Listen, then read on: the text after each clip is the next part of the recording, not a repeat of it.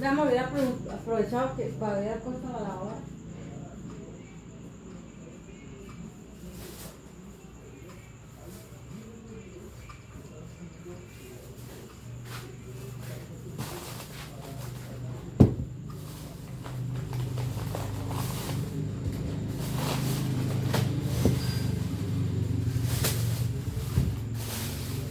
Hola, hola. Ya entró. Hola, profe. Muy bien. Voy a pasar lista de una vez, entonces ahí me ayudan un segundito nomás en el presente.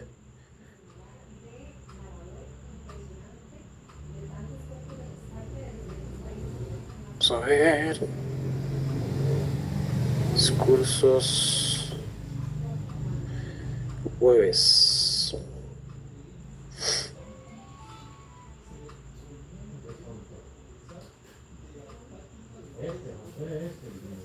Tengo a Norma, Presente, profe. Stephanie, Presente, profe. perfecto. Jimena, No, ahí está perfecto. Nico, presente, profe. ¿quién se me salió ahí? Vamos a ver. Ahí está. Bueno, vamos a Guillén, pero no está. Silvia, ¿Para qué trajo esta comida? tampoco. Cassandra tampoco. Laila, ¿Eso no listo? Presente, profe. Francine, Presente, profe. Kerlin,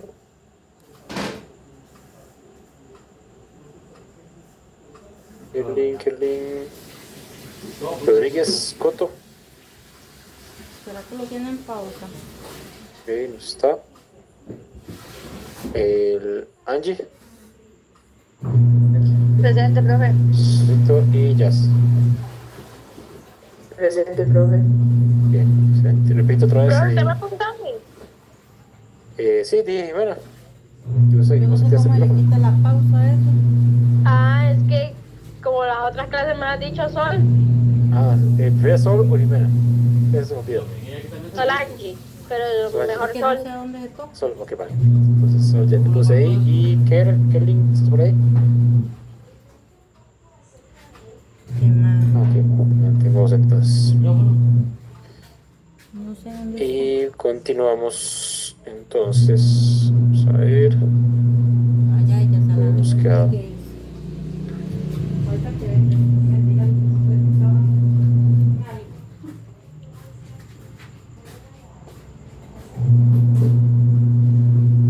Ya pasó. Perfecto. Estamos hablando antes del receso sobre, y ahora sí, directamente del cristianismo, sobre la influencia de Jesús. Hablé de que se convirtió directamente en la religión histórica por excelencia. Les hablé también de las tribus protocristianas, ¿verdad? Que tenían el mensaje de Jesús, pero un poquito más medio manipulado de manera inconsciente. Y la certificación o legitimación, perdón, de Pablo de Tarso como el poseedor de la palabra de Dios. Con esto, ¿verdad? Con esta ya unificación con Pablo, ahora sí la iglesia como tal va a tener que enseñar y sobre qué enseñar realmente. No con el conflicto que tenía antes, sino ahora sí va a tener un mensaje un poquito más claro. Alineado a esto, para ahora sí entrar en los últimos dos capítulos de la clase de hoy, alineado a esto hay un concepto fundamental que hay que entender, que es el concepto del gnosticismo.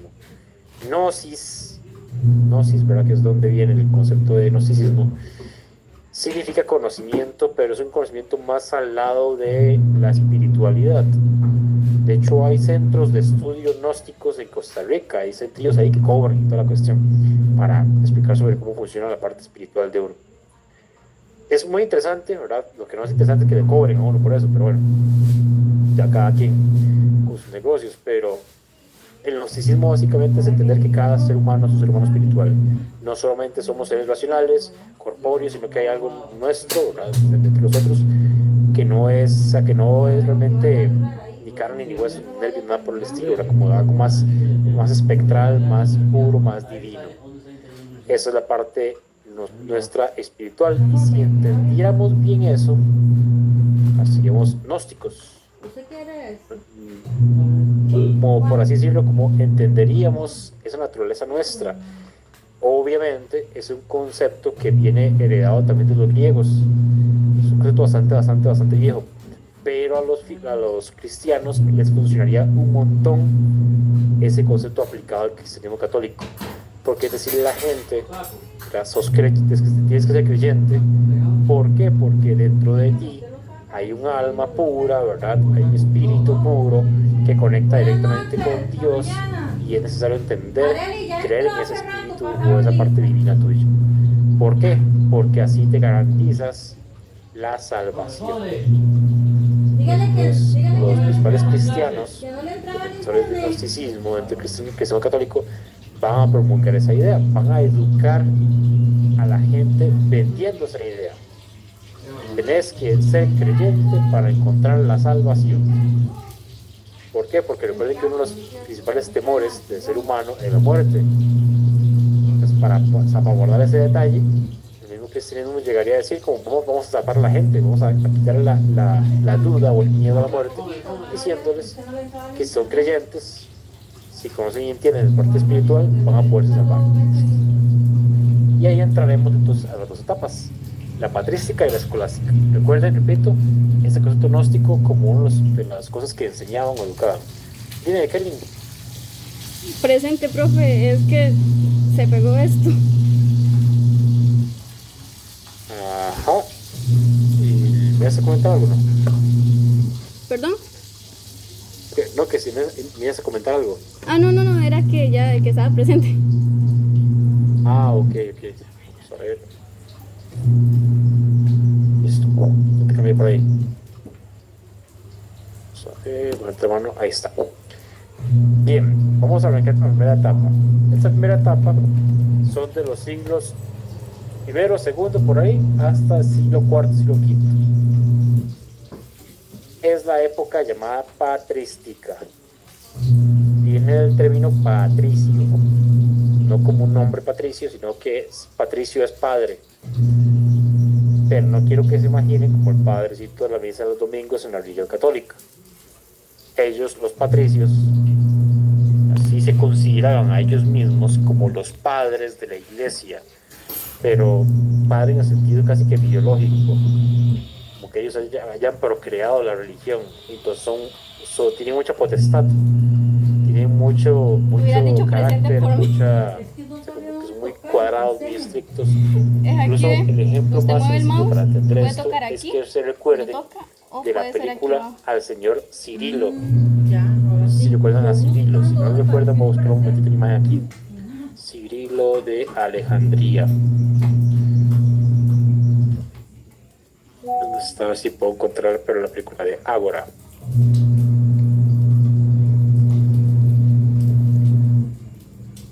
Vamos a buscar aquí, Edad Media. Vengo por acá. Cirilo fue estudiante también de Hipatia. No, fue el que quedó como sacerdote. Ajá, ya sé quién. Ajá. Exactamente. El que vos dices es Inicios, que fue el que se convirtió en que era machillo, que se parece mucho a Brad Pitt. Sí. Exacto. Este Cirilo de Alejandría, no sé si ustedes recuerdan, ¿verdad? Pero la actitud que él tenía a la hora de promover la religión era bastante tosca y relativamente violenta, ¿verdad? Básicamente porque él era parte de los padres de la iglesia, porque esta etapa por la vida de Cirilo está en el 350 después de Cristo. Seguimos en la patrística. Entre los padres de la iglesia tenían como ciertas órdenes, ¿verdad? De cómo hacer las cosas. Y hay una escena de esta película, no sé si recordarán, ¿verdad? Que es cuando Cirilo llama a Orestes a que asista a la iglesia y él está leyendo el Evangelio, ¿verdad? El bendito Cirilo, pero está leyendo un versículo donde habla de que las mujeres deberían de guardar silencio, no vestir recatadas, no vestir con joyas, ¿verdad? Que ningún hombre debería de seguir los consejos ni las órdenes de ninguna mujer. Cuando él está leyendo eso, hay momentos donde él no está leyendo la Biblia, él está viendo así, directamente a Orestes, ¿verdad? Y está hablando. Esa escena no se hizo así porque les dio la gana hacerlo así, ¿verdad? Hay un motivo, y es que los padres de la iglesia eran los únicos que podían sí o sí leer la Biblia, porque estaba escrita en un hebreo muy viejo, un hebreo que solamente tenían acceso muy pocas personas, siendo el catolicismo, los padres de la iglesia católica, los únicos en que podían en esa época hacerlo y estudiarlo, para sin ese idioma. Y está Sí, le la dije. Biblia. Entonces imagínense qué jodido era para los seguidores, los creyentes, llegar a la misa, a la ceremonia, y tener que simplemente quedarse callados escuchando lo que el padre dijera, leyendo la Biblia y haciendo su sermón, y decirle, este más de que sabe leer las cosas, hay que hacerle caso. Podía estar mintiendo o manipulando lo que dijera ahí, pero eso que tiene la razón, porque es el padre de la iglesia. Esa era la actitud con la que estos señores promovían la religión. Al igual que metiendo ahí el tema religioso, estaba también la educación. Pues imagínense qué difícil era educar, cómo educaban realmente. Pues piensen en lo siguiente. Vamos a dividir la población en tres sectores de edades. Las edades de la infancia, primera infancia y infancia, y, bueno, sí, vámonos que niños y primaria, adolescentes y los adultos. Esos tres, niños, adolescentes y adultos. De esos tres, hay una población, un sector de la población que era la más complicada de educar. ¿Cuál creen ustedes que es la más complicada? ¿Niños, jóvenes o adultos? Pienso que los jóvenes, Supongo, cuando te pregunto, tus motivos para decir que los adolescentes o los jóvenes. yo siento que digamos, uno en la edad de adolescencia Ah, se las cree todas, digamos, yo soy, entonces va en contra de más bien de lo que le digan. Me parece a mí, siento que un niño es fácil de manipular y ya un adulto, sí, ya decide qué hacer. ok. Eso, Yo digo que un adulto. Ok, un adulto. Yo digo que un adulto. Un adulto, ok. Están pensando desde el contexto actual. Yo entiendo, ¿verdad? Por eso la pregunta. Están pensando mucho en el contexto actual, donde está este trato, ¿verdad? Con las personas, Está rica. no tan impositivo. Thank you. Piensen ahora, voy a imponer una creencia, y si no crees lo que yo te estoy diciendo, te puedo amenazar de muerte, y si sigues te mato. En ese caso siento que serían los niños. En ese caso, serían los niños. Porque aunque se puede manipular por donde sea. Los niños. Pero los niños tienen una característica también que a ellos no les funciona, que no les funciona a la gente que impone cosas. Piensen en las edades de 4 o 5 años. Y llega un chiquito, ¿verdad? Con Stephanie y dice, mira, Miss, ¿por qué las cosas son así? ¿Por qué el sol sale todos los días? ¿Por qué el luna solamente sale de noche? ¿Por qué respiramos aire? ¿Por qué el agua está mojada? ¿Y por qué esto? ¿Y por qué lo otro? Y Stephanie no va a estar siempre diciendo, porque así Dios lo quiso. Y simplemente por eso, ya deja de preguntar. No va a estar con esa actitud, que es la actitud con la que ellos estaban, los padres de la iglesia. Imponerle las creencias, no conocimiento, creencias a un niño, porque el simple hecho tiene que creerlo, o si no, lo amenazo de muerte a un niño, es bien jodido. Con los adolescentes se les puede manipular a través de la muerte y el miedo y el terror y el castigo, y los adultos más, porque están más cerca de la muerte. Y no es tan castigable y tan juzgable matar a un adulto como pasaba en la película. Pero los niños eran lo más difícil de educar, no le hacen caso a nadie, y son fácilmente manipulables, pero realmente por la parte positiva no es hasta que aparece este señor que la educación en niños fue problemática en la Edad Media. Agustín de Hipona. Agustín de Hipona se considera, se cree, ¿verdad?, que era una persona muy carismática, muy gentil, con sus cosillas, pero muy gentil para la época. Era filósofo, no fue cristiano hasta su etapa adulta. Y principalmente fue filósofo, ¿verdad? Tenía otro sistema de creencias que no era cristiano, pero sí tenía mucha fascinación por la filosofía griega, sobre todo la de Platón. Le encantaba Platón, le encantaba las ideas esas perfectas que hablaba Platón, este mundo perfecto, el paraíso que hablaba también Platón. Le interesaba muchísimo esa idea, le interesaba muchísimo el alma, pero tenía una facilidad increíble con los niños pequeños. Aquí hay la famosa frase de X, me da risa que la leo: oh Dios, concédeme la castidad, pero espera un poco, no hay prisa. Sabía lo que perdería, ¿verdad?, cuando se convirtiera, se bautizara entre el cristianismo, porque el rito no era cristiano. Ese señor Agustín se crió con su mamá, con su madre, la famosa Mónica. Vean que nació en 354 después de Cristo. En esta época donde está Agustín haciendo, Hipatia ya estaba haciendo las cosas que hacía. En la misma época. Fue criado por su mamá, quien lo crió dentro de la religión maniqueísta. Bueno, más que religión, pseudo-religión maniqueísta. El maniqueísmo es una corriente, un sistema de creencias que considera o cuestiona, argumenta, basándose en la idea del bien y el mal, de por qué existe el bien y por qué existe el mal, cómo pueden convivir el bien y el mal todo el tiempo juntos. Ahí funciona el maniqueísmo. Cuando ya se hace más adulto, su madre se convierte al cristianismo y por ahí va el bendito Agustín también. No obstante, antes de ser cristiano, fue profesor de retórica, ¿verdad? Ya enseñaba a adultos. La retórica, recuerden que es el arte de hablar y de argumentar, el uso de la palabra. Pero descubrió que había conflicto de aprendizaje en los niños de esa época. Encontró que la dificultad que para muchos era educar a niños, para él era un beneficio, era una bendición de cierta forma, porque vio que los niños preguntaban por todo. Y él, recuerden, era filósofo. ¿Y qué son los filósofos? Preguntan por todo. Vio que los niños eran pequeños filósofos, sacó provecho de eso. Entonces logró, ¿verdad?, empezar a educar a niños, lo cual a la iglesia le fascinó, porque estaba llegando a una población que la iglesia no podía.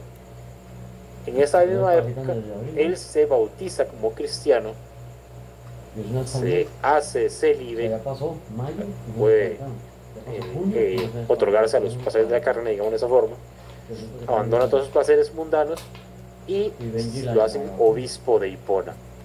Pero ojo, ¿verdad?, todo tiene un pero. Al ser filósofo, al leer muchísimo Platón y luego convertirse al cristianismo, eso conllevó a que metiera un poquito de filosofía a la religión católica, cosa que a los católicos no les gustó. Cosas como que la lectura simbólica de la Biblia. Los cristianos mantenían la idea, repito, una vez más, como con este señor, leer la Biblia a conveniencia. Algunas cosas más literales, otras cosas más metafóricas. Agustín fue como: no, hay que saber leer las cosas e interpretarla. Todo la Biblia es simbólica. Ocupamos algo que el ser humano tiene y que no es la fe para poder entender bien la Biblia, es la capacidad racional. Eso es importantísimo. ¿Por qué razón? Porque los cristianos, irónicamente, los católicos, no querían tener nada que ver con la parte racional. Decían que si vos sos creyente, tenés que creer sin necesidad de demostrar nada. O sea, absoluta fe. Para Agustín es necesario, es súper necesario, la capacidad racional. Tan racional se volvió Agustín que en el siglo, sí, sería siglo IV, los 400 después de Cristo, hablaría de algo que la iglesia no había hecho. Yo sé que ustedes por cultura general, ¿verdad?, saben que existe un Antiguo Testamento y un Nuevo Testamento. El Dios del Antiguo Testamento era un Dios vengativo, un Dios que, si no hacía las cosas bien, podía mandar un diluvio, como lo hizo, por ejemplo, como está escrito ahí. Entonces era como un vengativo, era un medio malo. entre comillas muy grandes, ¿verdad? Porque después se cambiará la idea de malo. Cuando entra Agustín a la religión católica, se da cuenta de que mucha gente no está creyendo en el cristianismo por miedo a Dios, a ese Dios. Entonces, ¿qué va a hacer? Va a intentar cambiar las cosas como buen filósofo que era. Entonces, Agustín llegaría a plantearse la siguiente pregunta: ¿por qué existe el mal?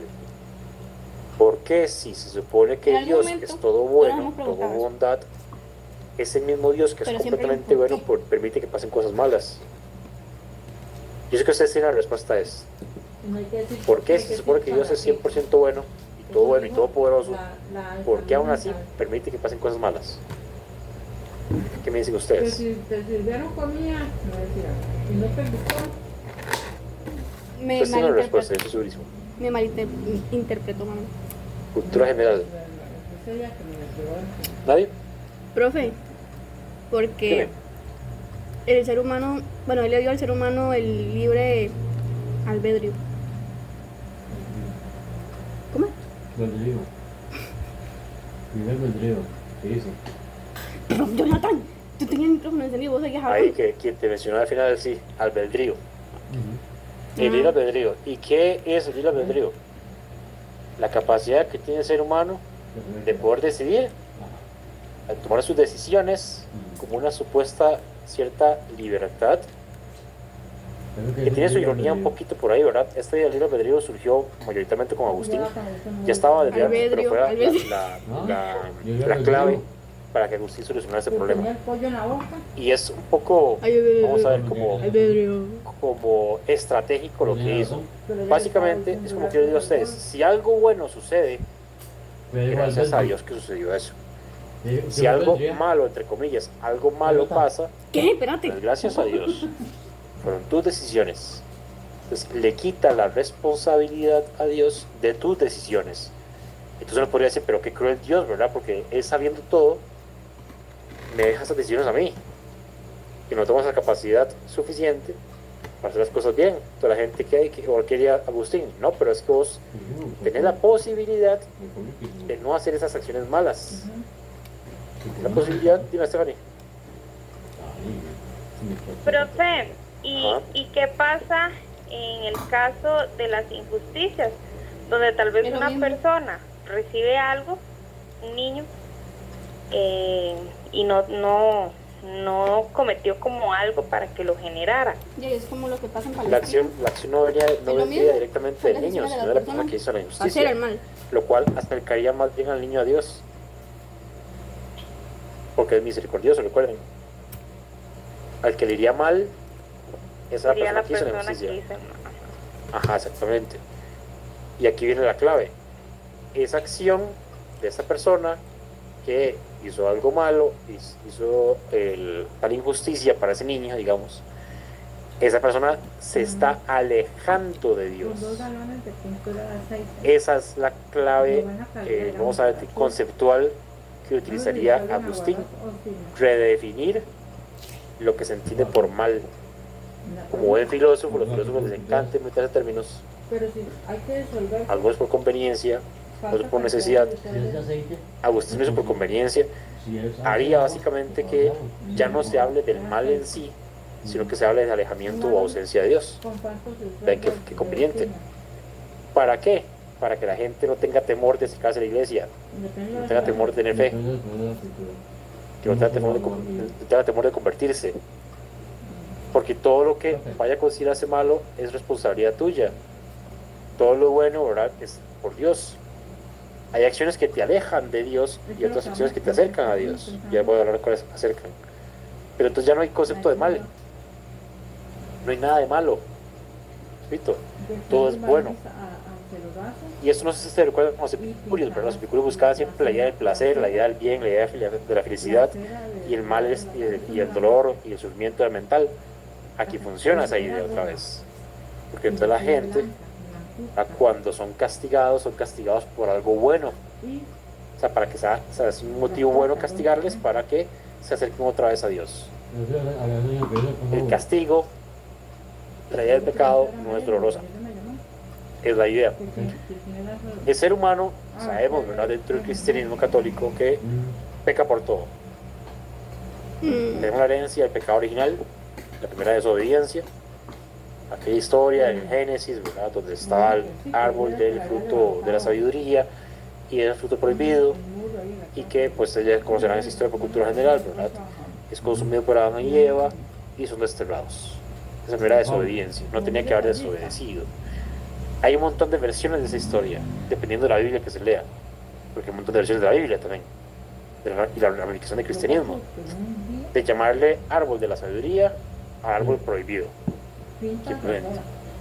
Al mencionar a la serpiente como algo malo, como el castigo, ¿verdad?, de esa criatura por Dios, que se arrastró toda la eternidad, mientras que el símbolo de la serpiente siempre ha significado o se ha utilizado en otras culturas, incluso también dentro de los griegos y los romanos, y también en Oriente, como un símbolo de la sabiduría y de la salud. Es el conocimiento. Por ejemplo, no como algo malo, pero es simplemente simbólico. Luego ya se utilizarían ciertas metáforas, ciertos símbolos también, después de San Agustín, siglo 700. Entonces profundizaré un poquito más en la idea de Satanás, la idea del infierno como lo conocemos hoy en día, que no nació por el cristianismo, sino se profundizaría un poquito después. Es que tenía queso. Pero ahí está Dios y sabiéndolo tomate. todo. ¿Dónde va a picar? Ven la ironía. ¿Dónde va a picar? Ahí está Dios sabiéndolo todo aún así, pero te da la responsabilidad a vos. Se lava las manos. Son las críticas más fuertes que se le hacen a San Agustín, esa idea de Dios que se quita el tiro, digamos, sin quitárselo realmente. Pero le funciona a la iglesia. Va a empezar a adquirir más personas más creyentes, promulgando esta idea agustiniana. Dentro de las ideas agustinianas que va a tener como influencia dentro de la iglesia, están las acciones, ¿verdad?, que conectarían otra vez con Dios, y las defensas de esas acciones, como el bautismo, la gracia divina, la obediencia a los mandamientos, la lectura racional de los evangelios de manera simbólica, y también algo que Agustín metería, que así nos conecta a nosotros como educadores muchísimo, y fue la tarea que yo les dejé. Esa tarea tiene que ver con Agustín un montón, porque le da también responsabilidad a las personas de cómo adquieran, cómo se acerquen a esa religión. Agustín estaba tan obsesionado con Platón, con Platón y la idea del alma, que menciona que ese espíritu, ese alma nuestra, es nuestro maestro. Él lo escribe en el diálogo de Magistro, es un texto de Agustín. No es tan extenso y demás, pero lo escribe ahí. Por eso yo lo mencioné, le escribí la tarea, ¿verdad? Que la tarea es muy sencilla, sobre cómo ustedes van a aprender las cosas y de cómo ustedes se autoenseñan. Y el momento que se autoenseñen es cuando ustedes dicen, realmente comprendí algo. El lenguaje que se utilice, por ejemplo, digamos, cuando un docente habla, cuando yo hablo, le comunico ideas a ustedes, son solamente signos, palabras que no tienen un significado en sí para ustedes. Vamos a hacer un ejemplo para que entiendan esto. ¿Qué es el lenguaje como signo? Si yo digo lo siguiente, piensen, pero no sé con esto, yo lo he hecho con ustedes, piensen en un gato.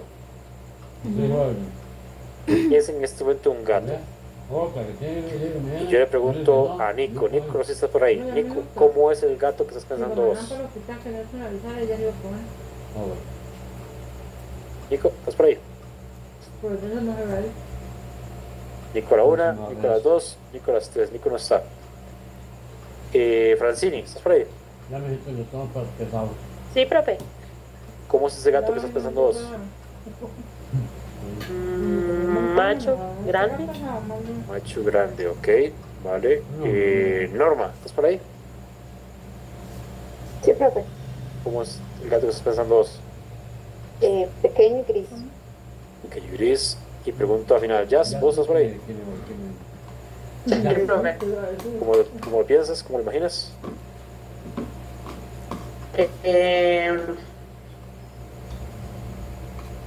Igual que es.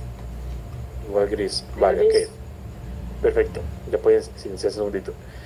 Vean que agarraron macho, grande, pequeño gris, gris, ¿verdad? Respecto de esa palabra, ese signo que está ahí, es un signo, esas letras pegadas. Ustedes añadieron el significado, ustedes añadieron el objeto al cual pertenece esas letras. ¿Qué pasaría si yo como docente, supongamos que ustedes son mis estudiantes de preescolar, y estoy enseñándoles, ¿verdad?, a escuchar e imaginar cosas, y les doy una hojita y lápices, y les digo a ustedes, dibújenme un gato?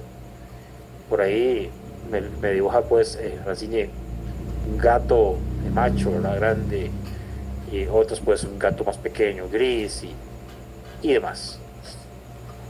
Y yo doy la instrucción, ¿verdad? Dice esa instrucción nada más.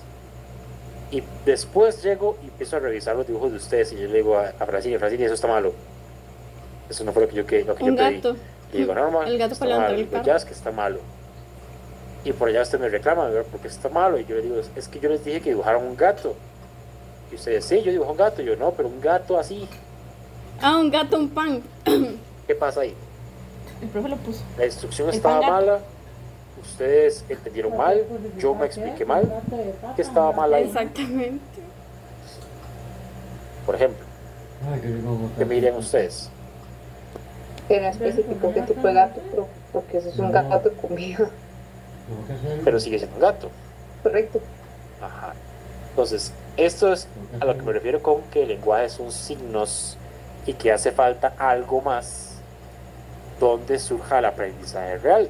Y las palabras existen por todo lado, ¿verdad? Yo no contextualicé, yo no especifiqué nada, simplemente mencioné. Entonces diría Agustín, es necesario, ¿verdad? Necesario que ustedes tengan algo adentro que es la que esté generando ese aprendizaje, que le esté dando ese significado. Ustedes lo hicieron, ¿verdad? Pero yo como docente fracasé, porque también tenía que haber contemplado esa posibilidad, que yo sé que la mayor posibilidad es que pensaran en el animal y no en comida. Entonces hay algo en ustedes y algo en mí que es mi maestro interior. Ese verdadero maestro es el que me dice cómo tengo que captar las cosas, y es donde los docentes flaqueamos, porque no comprendemos cómo son los maestros interiores de cada quien. Entonces ahí tenemos que hacer esfuerzos constantes los docentes, porque en contextualizar, por evitar ambigüedades, por ejemplo, para ayudarle un poquito al maestro interior de ustedes también. Estos los quiere Agustín dentro del diálogo de magistro. Claro está que yo les estoy mencionando, ¿verdad?, como un maestro interior, como un ser ahí claro que tenemos adentro. Agustín lo habla como parte de nuestra alma divina que está conectada con Dios. Es decir, nuestro maestro interior sería Dios en Agustín. Es muy bonita la idea, porque nos habla una vez más de que somos seres espirituales y que realmente el aprendizaje surge desde ahí, de esa conexión con algo más grande, con algo mayor. No es una idea aislada, es una idea que vamos a ver, que vamos a encontrar en muchos Esto es filósofos filosofía. posteriores. Por eso es que no llevan razón quienes dicen que los filósofos son ateos, ¿verdad? La gran mayoría de filósofos más reconocidos se defienden desde ahí, de que hay algo nuestro interno que está conectado con algo mayor y divino. Ese es el ejemplo maestro interior que les quería traer.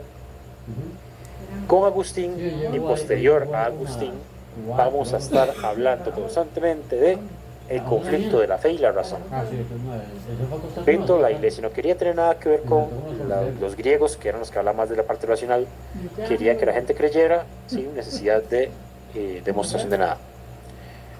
Conflicto de la fe y la razón. Dice Agustín, creo, o sea, tengo fe porque entiendo, tengo la parte racional, y tengo capacidad racional porque tengo fe. Es decir, yo puedo entender la Biblia, puedo intentar entender a Dios, pero la fe que yo tenga es mi motor para hacer las cosas. O sea, Por aquí también. un carro, un vehículo, es la parte racional, la fe es la gasolina. Tiene una metáfora. Sin gasolina el carro no se mueve, por más tecnología que tenga el carro, a menos de que sea eléctrico, ahora que cambia la cosa, pero al fin y al cabo la materia que le da el empuje pues sería diferente, gasolina o electricidad. Pero para que me entiendan, la fe sería ese impulso que le dé. para querer entender. Tanto fue el conflicto de la fe y la razón que muchos años después aparecería ese señor, Anselmo. Mm, Anselmo de Canterbury, también canonizado por la iglesia, no. que no es mencioné Ay, no. esto. La iglesia durante muchísimos años, Salgo hasta las 9:15. siglos, Jonathan. Los hacen una que era ya hasta las 9:15. posiblemente, No. ha utilizado la canonización, la santificación, para limpiar la imagen de ciertas personas en el cristianismo. Ya sea que han hecho cosas malas y que la iglesia quiere defenderlas, o que la iglesia ha hecho Yo lavo cosas la olla, malas y entonces. quiere purificar un poquito la historia. A Anselmo le pasó, a Agustín le pasó también, ¿Y esto dónde salió? por los conflictos que tuvo con la iglesia, ¿verdad? Meter la filosofía por ahí, santificarlo le funcionaba. Pues iba a comer. Anselmo fue el primer cristiano filósofo en agarrar a Aristóteles ahora y trabajarlo dentro del cristianismo. Agarró a Aristóteles desde el punto de vista lógico. Aristóteles tiene un libro llamado Lógica, lógica muy clásica. Se basa en argumentaciones, en premisas, básicamente quiero. para mostrar conclusiones. Entonces, Anselmo, voy a mencionar rápidamente esto, se atrevería a cuestionar, no de manera negativa, más bien positiva, cuestionar la existencia de Dios. Siendo un cristiano que se atreva a cuestionar la existencia de Dios, es algo relativamente fuerte o denso para la época. Su objetivo era demostrar que sí existía, evidentemente, para que las personas se acercaran más y cada vez más al cristianismo. Y lo hizo de la siguiente forma. Premisa número 1, o sea, dato número 1, justificación número 1. Todas, absolutamente todas las personas tienen alguna noción o idea de Dios. Independientemente seas creyente o no, todo el mundo, dice Agustín, perdón, Anselmo, todo el mundo tiene dentro de sí mismo el concepto, como palabra, concepto de Dios. Si yo digo que algo es Dios, así con T mayúscula, premisa número 2, entenderíamos que Dios es un ser tal que es imposible pensar en otro mayor o mejor que Él. ¿Qué sentido tiene esto? Si yo llamo que algo es Dios, es porque es lo mejor de lo mejor. Piense que es único, ¿verdad? Es lo mejor de lo mejor. No puede haber nada que sea más grande o mejor que Él. Porque Dios es Dios. Repito, seas creyente o no, tiene sentido esa idea, ese concepto. Eso significa ser Dios. Por lo tanto, si no hay nada mayor o mejor que Él, ese ser es un ser perfecto. Premisa número 3. Imagínense ustedes este concepto de ser perfecto. La famosa muletilla, ¿verdad? El perfecto solo Dios. Si Dios es perfecto, no le puede faltar nada bueno. O sea, no le puede faltar nada, porque es perfecto, lo tiene todo, lo bueno lo tiene todo. ¿Qué pasaría entonces si es perfecto? ¿Qué pasaría si no existiera? Si no existiera, vean, escuchen con atención, ¿verdad? Si no existiera Dios, le faltaría la existencia. Por lo tanto, no sería perfecto. Pero habíamos dicho que si es Dios, es perfecto. Por lo tanto, tiene sí o sí que existir. Es un argumento lógico. Se sustenta desde bases lógicas. Se sigue debatiendo hasta el día de hoy. Y eso está como en los mil y pico de años, creo que lo hacemos así, de como a los 1000 después de Cristo. Se sigue debatiendo hasta el día de hoy, porque hay fallillas internas. Ese ejemplo que les di a ustedes, bueno, esas 3 premisas cortísimas, pero no se las di, están sumamente más detalladas, ¿verdad? Esto es de Anselmo, pero se las doy así como por encima. ¿Para qué funciona esto? Para que la gente tenga más convicción y crea más y se apegue más. Máxime que en esta época está surgiendo con mucha fuerza otra área de conocimiento, la ciencia. Las ciencias, la alquimia, que viene de la química, ¿verdad? El estudio en física está creciendo cada vez más y la iglesia está viendo que está pasando eso y que la gente está creyendo más en esa ciencia que en ella y no le sirve. Entonces la misma iglesia y sus filósofos como Anselmo intentarían trabajar desde el área más formal para demostrar que Dios existe, para que la gente crea más. En esta misma época, se desarrolló la escolástica. Con esto voy haciendo el último contenido del día de hoy. La escolástica. La escolástica viene de escola, es escuela, pero no se lo imaginen como una escuela chiquita, ¿verdad? Es un centro básicamente donde se va a estudiar, se va a investigar. Y algo más importante todavía es donde se desarrollarían las universidades. Universidad es universalizar las cosas, universalizar el conocimiento.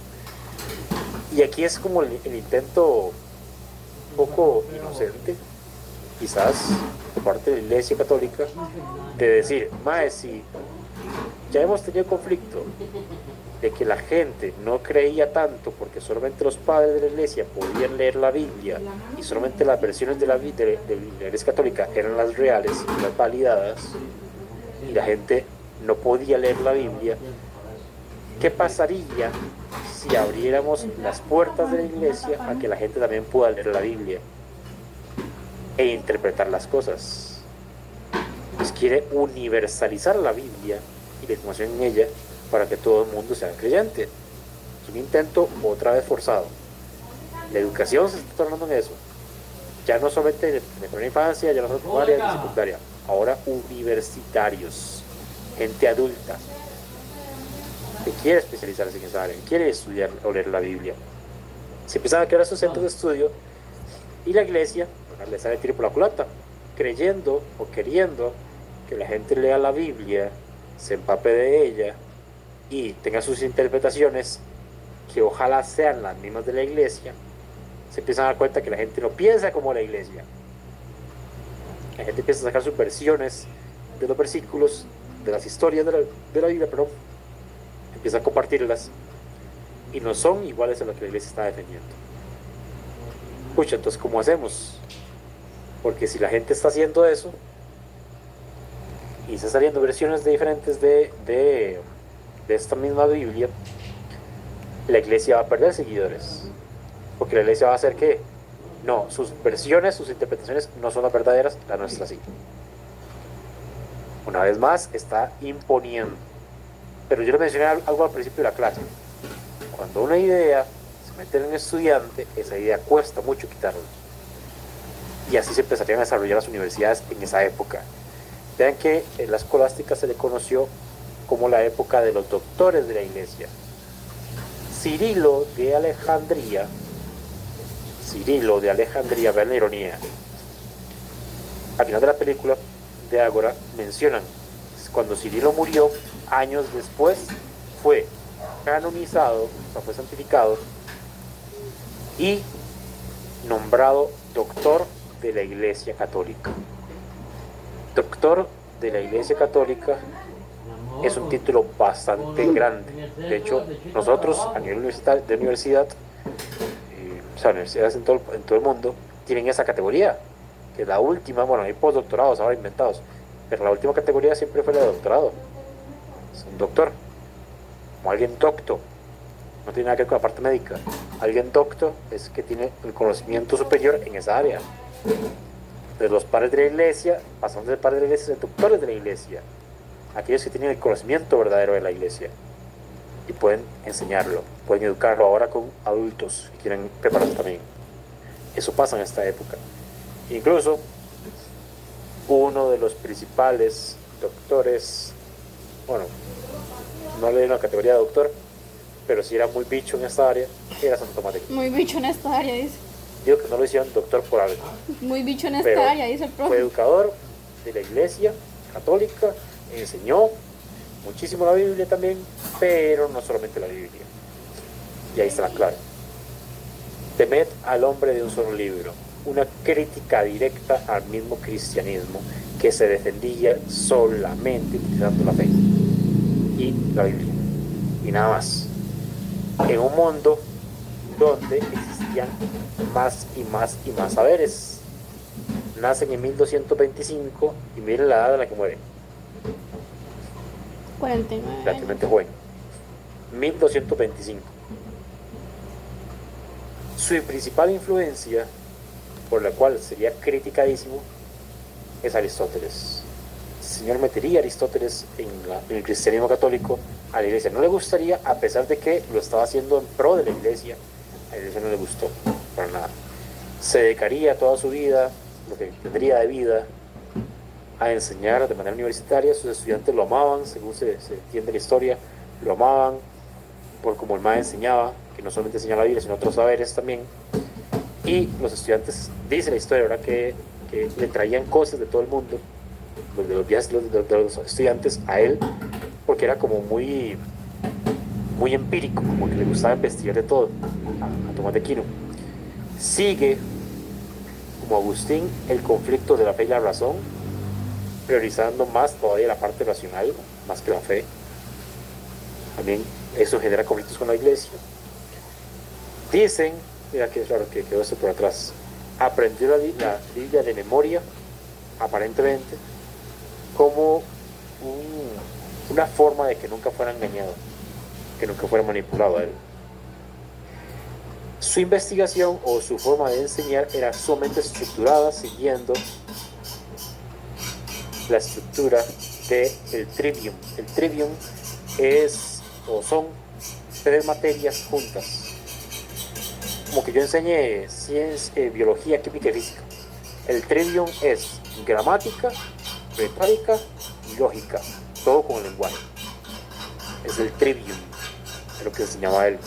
Y aquí en la parte medio triste, cómo muere. Recuerden que Santo Tomás de Aquino, ese señor, pues sus estudiantes le traían cosas de todo el mundo, ¿verdad? Era muy experimental, muy empírico, y él mismo investigaba muchísimo. Cuenta la historia que él viajaba un montón por el desierto haciendo sus investigaciones, pero siempre lo hacía, digamos, no era como algo nuevo en él. Sin embargo, ya la iglesia le había dicho a él, ¿verdad?, que tenía que tener muchísimo cuidado por las cosas que él decía y que la iglesia no estaba acorde con él. De la nada, en el último viaje que hizo por el desierto, apareció muerto en medio del desierto, con golpes, ensangrentado. La iglesia sacó comunicado diciendo que se había deshidratado y había muerto en medio del lugar. La investigación, repito, la iglesia la cerró de esa forma. Obviamente está toda la conspiración respecto de que la misma iglesia lo mató, porque no le funcionaba para que este señor estuviera fundamentando la religión católica en Aristóteles. A pesar de que sus enseñanzas estaban favoreciendo a la iglesia no le gustó para nada. Ese es Santo Tomás de Aquino. Es una persona súper peligrosa para la iglesia con sus enseñanzas. A partir de Santo Tomás de Aquino hay una división, por así decirlo, del cristianismo también más fuerte respecto de quienes siguieron las enseñanzas de Santo Tomás y los que siguieron las enseñanzas directamente de la Iglesia Católica no tomista, no de Santo Tomás. Están quienes defienden la Iglesia racional y están quienes defienden la Iglesia meramente desde la fe. Ese conflicto, repito, se extiende hasta el día de hoy. Se sigue siendo muchísimo debate acerca de aquellos que investigan, estructuran o defienden la fe de la iglesia a través de la parte racional, aquellos que no les importa nada la parte racional y solamente siguen por la fe.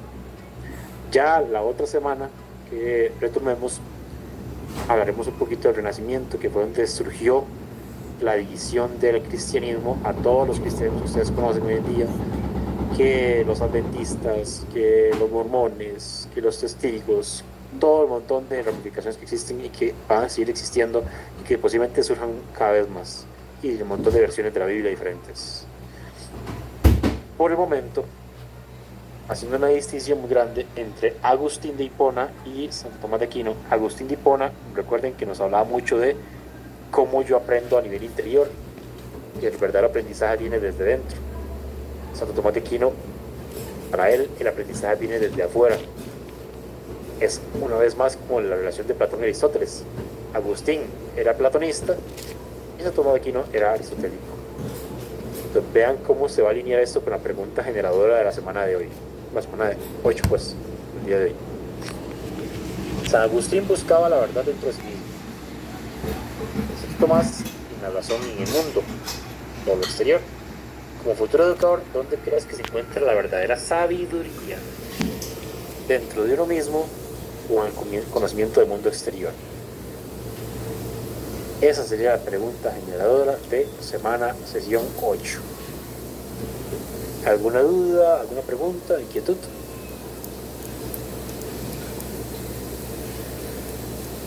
No, profe. Ninguna. No, profe. Perfecto, entonces estaríamos por acá. La otra semana arrancamos con el nacimiento y cualquier cosita me escriben. Ahí les estaré contestando, bueno, calificando el foro. Por cierto, el foro no les va a aparecer calificado en donde ustedes hicieron el foro, porque esa parte no les aparece a ustedes. Aparecerá el foro calificado en el Moodle, donde arriba dice calificaciones, creo que aparece con una pestañita. Ahí es donde les va a aparecer, por aquello. Y sin más que añadir, les agradezco un montón que se hayan conectado hoy. Gracias por contestar la encuesta y la evaluación docente. Y nos vemos la otra semana sin falta. Hasta pronto y buenas noches. Espérense un Gracias, poquito, profe. Buenas noches. que estoy copiando la pregunta. Dale. Avisas. Buenas noches, Profe, profe. una consulta. Dime. Con este tema de hoy, en el portafolio de evidencias, ¿puedo hacer un mapa mental? Claro, ningún problema. Sí. Ah, bueno, está bien, gracias. No me recuerdo ahora que el mapa mental es la primera parte nada más, ¿verdad? Sí, ya después es el comentario y la pregunta. Ajá. Perfecto. Excelente. Espérate. Con muchísimo gusto. Listo, ahora sí. Buenas noches, Ya profe. estoy Muchas gracias. terminando, profe. Buenas noches, profe. Buenas Gracias. noches. Buenas noches. Buenas noches, profe.